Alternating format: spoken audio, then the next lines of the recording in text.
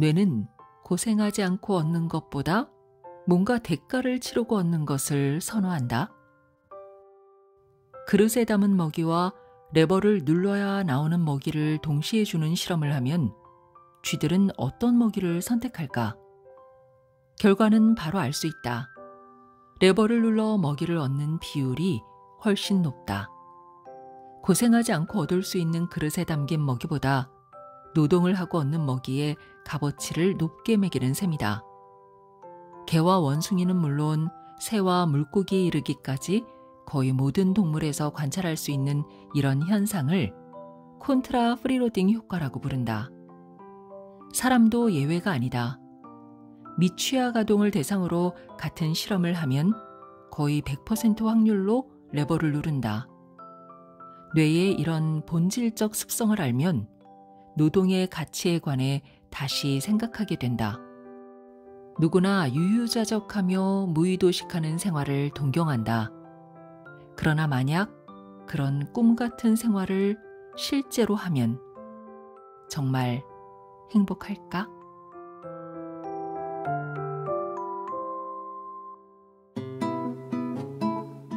안녕하세요. 마음이 쉬어가는 곳 힐링필드입니다. 어느 날 운전을 하다가 내 차와 같은 차를 보면 괜히 반갑지 않나요? 저 사람도 이 차 샀네? 친구다! 하면서 생판 모르는 사람인데도 왠지 취향이 통하는 것 같아서 기분이 좋아지죠. 그런데 모임이나 아니면 길에서 우연히 누군가가 나랑 똑같은 옷을 입고 있다? 그때는 순간 당황하고 괜히 시선이 마주치는 것도 민망해집니다. 여기에도 다 이유가 있다고 하네요. 차는 그냥 선택의 일치지만 옷은 나를 표현하는 도구이기 때문이랍니다. 누군가와 같은 옷을 입는 순간 나만의 스타일이 침범당한 것 같아서 살짝 민망해지는 거죠. 나의 독특함이 사라진 것 같은 심리적 불편함이 생기는 거라고 합니다. 이렇게 우리는 생각보다 훨씬 섬세하게 심리에 영향을 받으며 살아가고 있습니다. 그러니까 내가 그렇게 느낀 건 다 이유가 있었다는 거죠. 네, 오늘 소개할 책은 이런 우리 마음속의 기묘한 작동 원리를 실험을 통해서 유쾌하게 밝혀주는 책입니다. 뇌과학자 이케가야 유지의 세상에서 가장 재미있는 59가지 심리 실험입니다. 저자 이케가야 유지는 도쿄대학교 약학부 교수이자 뇌를 연구하는 일이 세상에서 제일 행복하다는 뇌과학자입니다. 그는 매일 100편이 넘는 논문을 읽으면서 그중에 혼자 보기 아까운 심리 실험을 찾아내는 게 취미라고 하는데요. 주간 아사히에도 10년 넘게 에세이를 연재하면서 학술 논문 속에서 발견한 흥미로운 연구들을 대중과 함께 나누어 왔다고 합니다. 이 책은 그 중에서도 특히 공감과 위로를 주는 심리 실험을 모은 3번째 에세이집입니다. 이케가야는 글쓰기 자체가 삶의 즐거움이자 독자와 소통하는 기회라고 말합니다. 그래서 그의 글은 과학자의 냉철한 분석에 인간적인 따뜻함이 더해져서 어렵지 않으면서도 깊이 있게 다가옵니다. 수백 편의 논문 중에서 저자가 사람들에게 꼭 알려주고 싶어 했던 연구는 과연 어떤 것일까요? 오늘 여러분과 함께 그 실험의 세계로 들어가 보겠습니다. 사람이 짝퉁을 걸치면 실제로 짝퉁 같은 존재로 변한다? 흔히 명품이라고 부르는 고가의 유명 브랜드 상품의 가짜, 즉 짝퉁이 은밀하게 유통되어 문제가 되고 있다. 일반적으로 위조 상품은 그 상품을 사는 사람이 득을 보느냐 손해를 보느냐에 따라 크게 2가지 유형으로 나뉜다. 사는 사람이 손해를 보는 대표적인 상품은 위조 지폐다. 위조범은 부당한 이익을 얻지만 산 사람은 이득을 한 푼도 보지 못한다. 루어 낚시에 쓰는 가짜 미끼도 이 유형의 위조 상품에 속한다. 사람이 이득을 얻고 물고기는 손실만 입는다. 이런 위조 상품은 쉽게 말해 사기다. 그리고 사는 사람도 득을 볼 가능성이 있는 대표적인 위조 상품에는 가짜 명품, 이른바 짝퉁이 있다. 짝퉁 판매 장사가 성립하는 건 짝퉁인 줄 알면서도 사는 사람이 존재하기 때문이다. 진품이 아니라 가짜인 걸 알면서도 굳이 돈을 주고 사는 이유는 뭘까? 가장 큰 이유는 명품을 갖고 싶지만 경제적 이유로 진품을 살 여력이 없기 때문이다. 하지만 이런 대답만으로는 왜 짝퉁을 굳이 가지고 싶을까라는 심리를 설명하지 못한다. 첫 번째 이유, 진품에 대한 동경 혹은 팬심리다. 짝퉁만으로도 소유욕이 충족된다. 이 심리를 잘 보여주는 단적인 예가 아이돌이나 연예인의 사진 등이다. 두 번째 이유, 적어도 표면적으로나마 내 품격을 높이고 싶다. 주목받고 싶다. 남들보다 나은 사람으로 보이고 싶다는 자존심은 많든 적든 누구에게나 있다. 실제로 짝퉁을 걸쳤을 때 사람의 마음은 어떻게 변할까? 하버드 대학교 프란체스카 지노 교수 연구팀은 85명의 젊은 참가자에게 명품 선글라스와 진품을 감쪽같이 베낀 짝퉁 두 종류를 보여주고 가격을 제시하며 어느 쪽을 살지 물었다. 진품을 가지고 싶다는 참가자도 있는가 하면 가진 돈을 계산해 본 뒤 저렴한 짝퉁을 사겠다는 참가자도 있었다. 그런데 참가자들에게 보여준 선글라스는 실제로 둘 다 진품이었다. 당연히 참가자들에게는 이 사실을 알려주지 않았다. 각자 선택한 선글라스를 끼고 계산 테스트를 했다.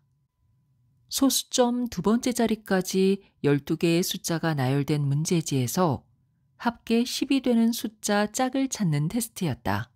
문제는 총 20개로 5분 이내에 많은 짝을 찾아내야 한다. 절대로 제한 시간 안에 모든 답을 찾을 수는 없다. 성적은 평균 6개의 수준이었다. 계산 테스트가 끝난 뒤 스스로 채점하고 찾은 짝의 수를 말로 보고하도록 했다. 재미있게도 짝퉁 선글라스를 낀 사람은 허위 보고 경향이 더 높아 평균 10개라고 보고했다.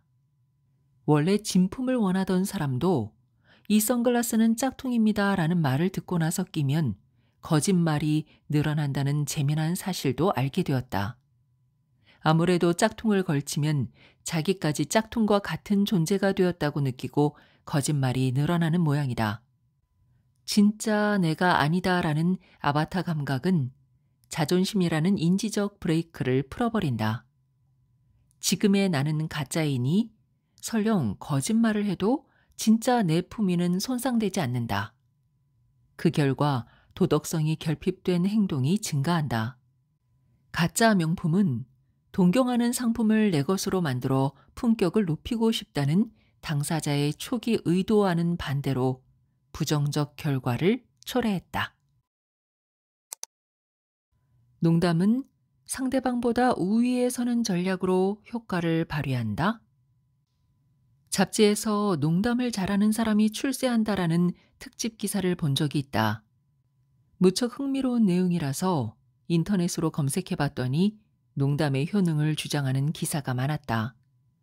기사들을 나름대로 분석했더니 두 가지로 정리됐다. 1. 농담은 주위 분위기를 부드럽게 만들어 사람들에게 활기를 준다. 웃음은 직장 내 결속력을 다지고 실적을 높인다. 이렇게 농담으로 화기애애한 분위기를 만들 줄 알고 단합력을 강화하는 사람은 사내에서 신망이 두텁다. 2. 농담은 세련된 계기에서 탄생한다. 농담을 잘하는 사람은 풍부한 지식과 지혜를 겸비해 출세할 가능성이 높다. 두 가지 주장 모두 설득력이 있다. 첫 번째 내용은 뇌의 관점에서도 농담과 웃음에 일정한 효능이 있다는 사실이 확실히 밝혀진 셈이다. 하지만 굳이 따지자면 두 가지 주장 모두 농담의 중요한 측면을 간과했다. 불합리한 점이라서 굳이 설명을 피했을 수도 있다. 사실 농담은 상대방보다 우위에 서는 전략으로 효과를 발휘한다. 농담의 효능에 관해서는 심리학 분야에서 옛날부터 연구가 이루어졌다. 미국 위스콘신 대학교 메디슨 캠퍼스의 제이슨 칸토어 교수는 설문조사를 통해 학생들에게 두 가지 질문을 제시하고 이 농담들이 어느 정도 재미있는지 점수를 매기도록 했다. 예를 들면 이런 농담이다. 자서전을 출간한 남자 배우에게 어떤 여자 배우가 말했다. 이번에 대필해서 내신 책 봤어요. 재밌더라고요. 남자 배우가 대답했다. 재밌게 읽어주셨다니 감사합니다. 그런데 누구한테 읽어달라고 하셨나요? 대필로 낸 책이라는 사실을 여자 배우에게 지적당한 남자 배우가 독서와 담 쌓고 사는 그녀에게 일침을 날린 셈이다. 또 다른 예는 남녀를 뒤바꾼 대화였다. 이번에는 여자 배우가 남자 배우에게 독서를 날리며 끝맺었다. 설문조사 결과 두 농담을 받아들이는 방식에 남녀차가 있음이 밝혀졌다.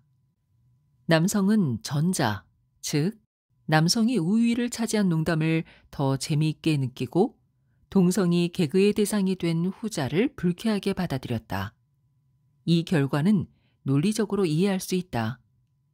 예전에 미국의 라스베이거스 극장에서 코미디를 관람한 적이 있는데 텔레비전이 고장나는 장면이 나왔다. 몇 번이나 리모컨을 조작했는데 텔레비전은 아무런 반응이 없었다. 그러자 주인공이 리모컨을 가리키면서 관객석을 향해 이렇게 외쳤다. 이처 소니. 당시 방영 중이던 일본 가전제품 광고의 유명한 대사였다. 극장 안 관객들은 깔깔대며 배꼽 빠지게 웃었다. 나도 배우의 능청스러운 연기에 웃었지만 속으로는 일본이 무시당하는 듯해서 유쾌하지 않았다. 하지만 극장 안 분위기가 달아올라 항의할 도리도 없고 웃음소리가 커질수록 씁쓸한 기분이다가 마침내 열등감까지 들었다. 미국의 소설가 세라 오원 주잇은 즐거운 이야기에는 반드시 불성실과 부도덕이 포함되어 있다라고 말했다. 영국의 철학자 토머스 홉스는 유머는 자기보다 못한 대상에 느끼는 우월감에서 탄생한다라고 지적했다. 정말로 농담은 대상을 상대적으로 비하하는 힘이 있다.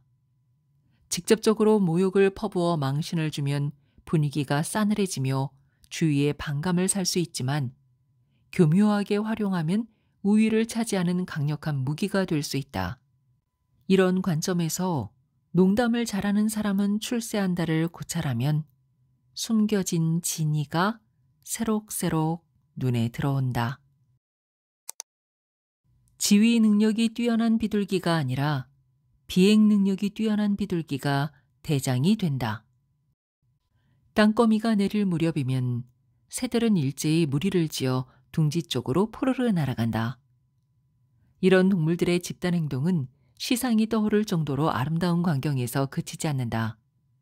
합리성과 효율성을 갖추고 있어 우리 생활과 일에 요긴하게 활용될 아이디어를 제공한다.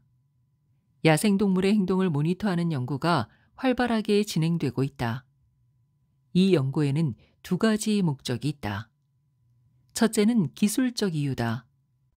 GPS 추적 장치 경량화가 진행되어 동물에게 스트레스를 주지 않고 장착할 수 있는 소형 장치가 개발되었다.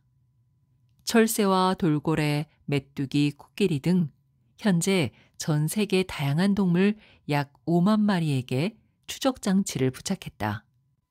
이 분야 선구자인 막스 플랑크 연구소 마르틴 비킬스키 박사 연구팀이 태양광 발전으로 구동하는 장치를 개발한 덕분에 전지를 교환하지 않고도 거의 평생 동물의 행동을 추적할 수 있게 되었다. 둘째는 국방부가 비군사 목적으로 일반적인 GPS에 가하던 성능 제한을 해제한 이유다. 규제 조치를 해제하면서 사용 범위와 정밀도가 급성장했다. 동물을 장시간 모니터하면 뜻밖의 사실을 발견할 수 있다. 예를 들어 독일에서 아메리카 대륙 최남단까지 아득한 거리를 매년 왕복하는 철새종이 있다. 비행 경로뿐 아니라 어디서 먹이를 먹고 어디서 번식하며 어디서 무리가 합류와 분열을 하고 어디서 생을 마감하는지 등 철새의 한평생을 밝혀낼 수 있다. 이탈리아 시칠리아 섬에 있는 에트나 화산 사너리에 서식하는 사냥이 분화 몇 시간 전 위험구역에서 대피했다는 사실을 알아낸 연구도 있다. 어떻게 재해를 예지했는지는 해명되지 않았다. 소량의 황화수소 가스를 감지했을 수도 있다. 이제는 반려동물에게 부착하는 장치가 시판되어 GPS 추적 기술이 우리 일상 깊숙이 들어와 있다. 외출 고양이가 어디에서 놀다 오는지 손바닥 보듯 훤히 알 수 있어 고양이 집사들 사이에서 인기가 높다. 다만 고양이는 기대만큼 멀리 가거나 모험에 나서지 않고 집 근처를 어슬렁거리다 돌아올 때가 많다. 이처럼 우리와 친근한 동물의 관찰로 알아낸 흥미로운 사실을 한 가지 소개한다. 옥스퍼드 대학교 도라비로 교수 연구팀은 비둘기의 행동을 해독해 2015년 12월 현대생물학 학술지 큐런트 바이올로지에 발표했다. 대장 비둘기는 다른 비둘기들을 효율적으로 통솔한다고 알려져 있다. 하지만 우수한 대장 선출 방법은 밝혀지지 않아 수수께끼에 쌓여 있었다. 연구팀은 무리의 모든 비둘기에게 GPS를 장착해 대장 선출 과정을 관찰했다. 그런데 놀랍게도 무리 형성 초기에는 인솔 능력이 뛰어난 개체가 아니라 비행 능력이 탁월한 비둘기가 대장이 되는 경향이 있었다. 즉, 선출이 아니라 단순히 빨리 날아서 선두를 차지해 대장이 되었다. 그런데 선두에 설 기회가 많은 대장은 차츰 효과적으로 경로를 선택하는 능력이 높아졌다. 무리를 이끄는 횟수가 많을수록 리더십을 발휘할 기회도 많아졌다. 일주일 동안만 선두를 맡겨도 정밀도가 높은 경로를 습득하는 힘을 터득했다. 반면 대장 뒤만 쫄래쫄래 따라가는 개체들은 능력 향상이 관찰되지 않았다. 에모리대 버킷 교수팀의 프레리들쥐 그루밍을 통한 위로와 공감 실험. 동물들이 다른 동물의 털을 골라주는 행동을 그루밍이라고 한다. 그루밍의 사전적 의미는 먼지와 기생충 제거, 상처 처치라는 실용적인 목적에 부가적으로 유대감 형성, 다른 동물과 연대 강화 등의 기능이 있다. 즉, 마음의 접착제 역할을 한다. 실제로 그루밍은 상대방을 위로하는 효과가 있다. 미국 에모리 대학교 제임스 버킷 교수 연구팀은 프레리들 쥐를 대상으로 실험한 결과를 2016년 2월 사이언스에 실린 논문에 발표했다. 그들은 우선 2마리씩 짝을 지어 프레리들 쥐를 사육하고 그중 1마리에 전기 충격을 가한 뒤 다시 합사했을 때의 행동을 관찰했다. 그러자 놀랍게도 전기 충격을 받아 스트레스 과다 상태가 된 동료를 그루밍하는 시간이 2배 이상 증가했다. 이 현상은 어디까지나 같은 우리에서 생활하던 프레리들 쥐에 대해서만 발생하고 낯선 개체에게는 그루밍 시간이 증가하지 않았다. 또 그루밍을 받은 프레리들 쥐는 불안감이 감소하고 용기가 되살아나 자발적으로 돌아다닐 수 있게 되었다. 이런 일련의 사실을 통해 그루밍은 사람으로 말하면 위로와 공감에 해당한다는 사실을 알 수 있다. 비슷한 위로와 공감 행동은 원숭이와 코끼리, 개에게서도 관찰할 수 있는데 동물들의 이런 사회적 완충 행동이 진화적으로 오래되었음을 추정할 수 있다. 위로의 기초는 공감이다. 공감하는 마음이 없으면 위로가 싹트지 않는다. 공감이란 상대방과 같은 정신 상태를 추체험하는 감정이다. 상대방이 겁에 질려 떨고 있으면 나도 두려움을 느낀다. 그리고 상대방이 기뻐하면 나도 기쁨을 느낀다. 이런 감정의 공유가 바로 공감이다. 미국 에모리 대학교 연구팀의 실험에서도 공감이 확인되었다. 전기 충격을 받은 프레리들 쥐는 공포에 떨며 몸이 굳어 움직이지 않는 프리징 상태에 빠졌는데 전기 충격을 받지 않은 프레리들 쥐도 상대와 같이 겁에 질린 상태가 되었다. 들쥐가 공감할 줄 안다는 사실에 놀랄 일이 아니다. 공감은 우리가 상상하는 것보다 훨씬 더 원시적인 감정이다. 공감은 생존에 유리한 행동 원리이기 때문이다. 예를 들어 들쥐 근처에 고양이가 다가오는 상황을 가정하자. 제일 먼저 고양이의 존재를 눈치챈 들쥐는 고양이가 왔으니 조심하라라고 주위에 전달할 고도로 발달한 언어를 발달시키지 못했다. 겁에 질려 떨면서 몸이 굳을 뿐이다.